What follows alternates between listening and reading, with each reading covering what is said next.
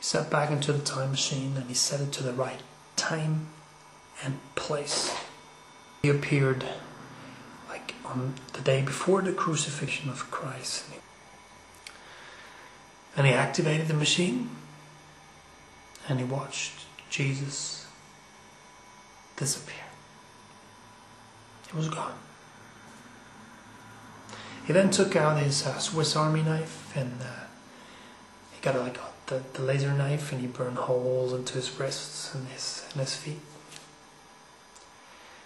He got the injury at the rib cage and he put the crown of thorns on his head and took it back off. And he put on Jesus' clothes and he laid down and he waited. Fast forward some point between 1900 and 1920, the exact date doesn't really matter. It's a husband and wife, don't care who they are, it's a husband and wife, and they drive home with their car, which tells you that they're a pretty well family, having a car between 1900 and 1920. And in that time, nobody thought about drinking and driving. Nobody cared then. And they were driving back home from a mayor's reception. And just as they were turning the last corner towards their house, they were chatting and laughing. And suddenly she screamed and she said, "There, look, look, look!" And he tried to stop the car, because there was this naked guy in the middle of the road, looking completely confused, just looking into the headlights. And the guy tried to brake and it didn't really work and they bumped into him. They bumped into the naked guy. Not very hard, not very hard, but enough to knock him down and knock him unconscious. So both of them got out of the car and she just bent down and she had a look, she held her hand by his mouth and she could see he was still breathing, but they couldn't wake him up. He was naked and they thought, my God, this is really an embarrassing situation, bumping into a naked guy in the middle of the night, drunk with the car, and being a respectable family and person. So what they did is they took a blanket out of the car and they wrapped the guy in a blanket, and the husband just lifted him up and put him back into the car while his wife was going to the house, opening the gate. And he drove up to the house, she opened the door and rung for the maid for some hot water and towels and some soap to be brought into the guest room. She went into the guest room and she made the bed up, and the husband was carrying a naked guy into the house. They laid him down on the bed really carefully. So when the maid came in, she didn't drop the bucket. She nearly dropped the bucket and the towels, and the wife said, just leave it here, go back to sleep, don't tell anyone or else.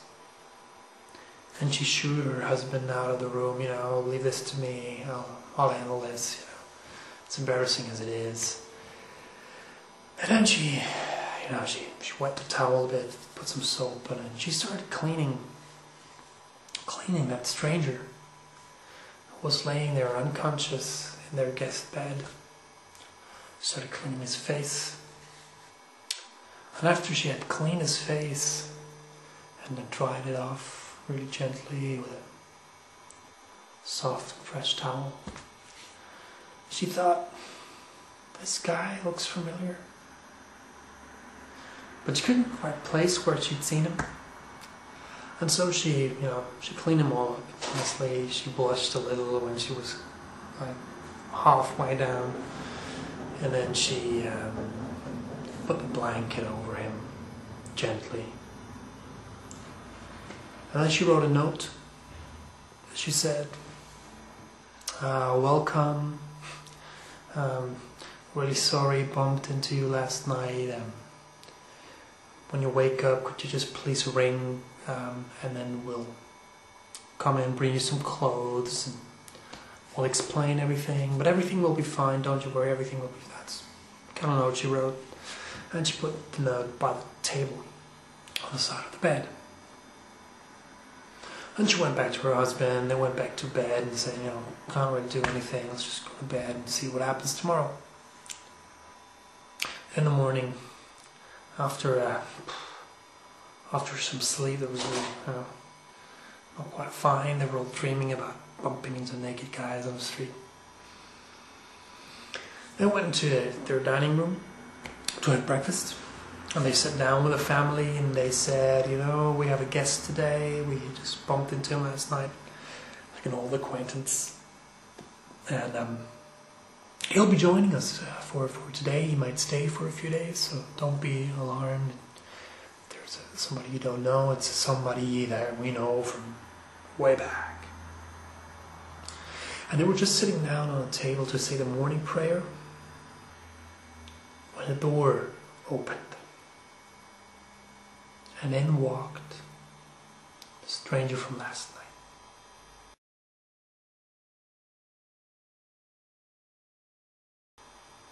She rose up quickly. She looked at him and she noticed that he was wearing one of her nightgowns. So she thought he must have pulled it from the cupboard or something, because she didn't see it lying around the night before in the room. And she realized, in that instant, she realized who it was. She realized why the guy looked familiar. In the same room on the wall was an image of the Last Supper.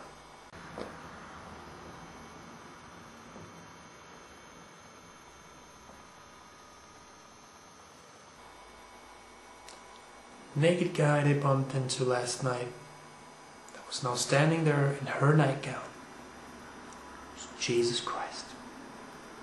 She didn't know that he'd been sent there by this scientist in his time machine, and he just, that exact second is that motive.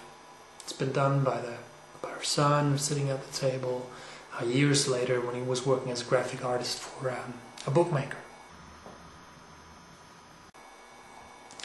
And he used like little crystals to sprinkle that motive with, and it's the crystals that they found in the bed Jesus was sleeping in.